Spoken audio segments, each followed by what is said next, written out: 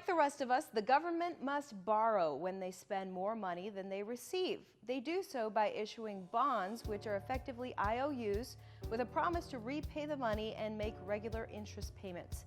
The government debt is the total sum of all this borrowed money. The debt ceiling, which Congress established a century ago, is the maximum amount the government can borrow. It's a limit on the national debt. The debt ceiling is a cap on the amount of money the U.S. government can borrow to pay its debts. Every year, Congress passes a budget that includes government spending on infrastructure programs such as Social Security and salaries for federal workers. Congress also taxes people to pay for all of that spending. But for years, the government has been spending more than it takes in from taxes and other revenue, increasing the federal deficit. The government needs to borrow money to continue paying out what Congress has already okayed. Why should you care about this?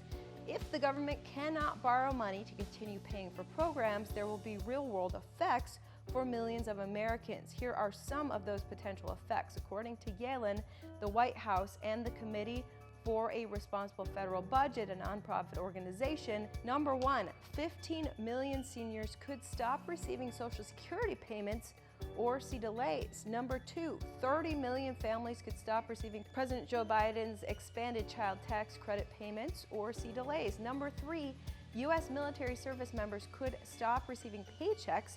Veterans benefits could stop or be delayed. I could go on forever. Moody's Analytics has estimated that even a long impasse over the debt ceiling could cause the loss of nearly 6 million jobs, increase the unemployment rate to 9% from 5.2% now, and cause the stock market to lose about a third of its value, wiping out $15 trillion in household wealth.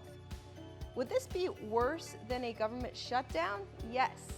This is an even bigger deal than a government shutdown. A government shutdown occurs when Congress does not approve a new spending bill for the next fiscal year, so new payments such as paychecks are stopped.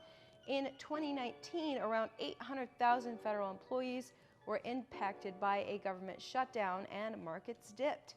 Well, since the debt ceiling system was instituted in 1917, Congress has never not raised the debt ceiling. Congress has voted 80 times to raise or suspend the debt limit since 1960. So why do we even have a debt ceiling? 100 years ago, Congress used to have to okay every instance of borrowing money, a major inconvenience.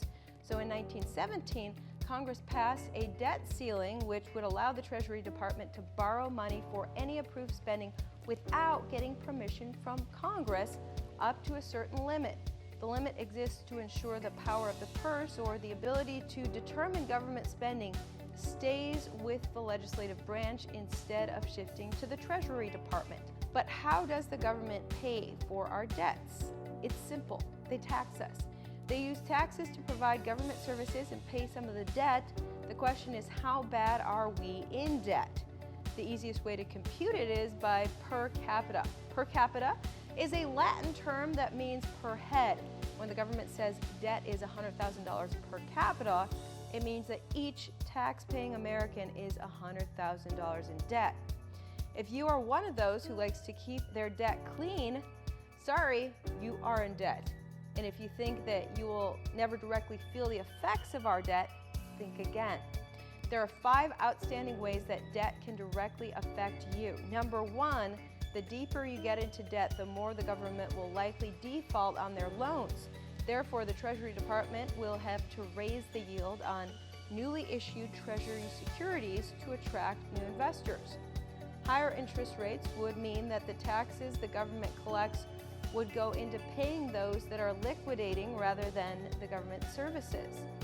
Number two, if the rate offered on Treasury securities increases, corporations operating in America will be viewed as riskier. This will force the government to increase the yield on newly issued bonds.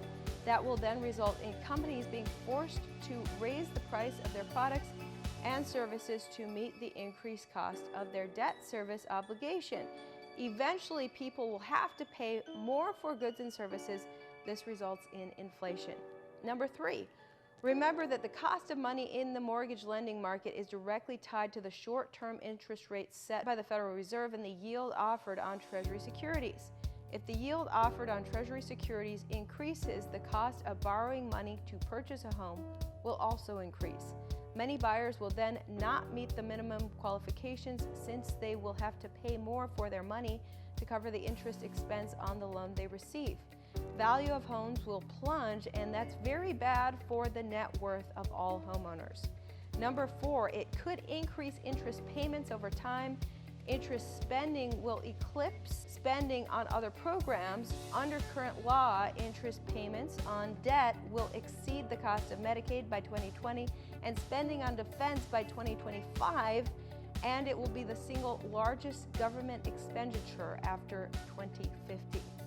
Framed a different way, interest payments already consume every dollar raised by the corporate income tax, the estate tax, gift taxes, and federal excise taxes. By the late 2040s, under current law, interest costs will consume all payroll tax revenue. The more that is paid on interest, the less that is available to fund other priorities, or the more that must be raised through additional taxes or borrowing.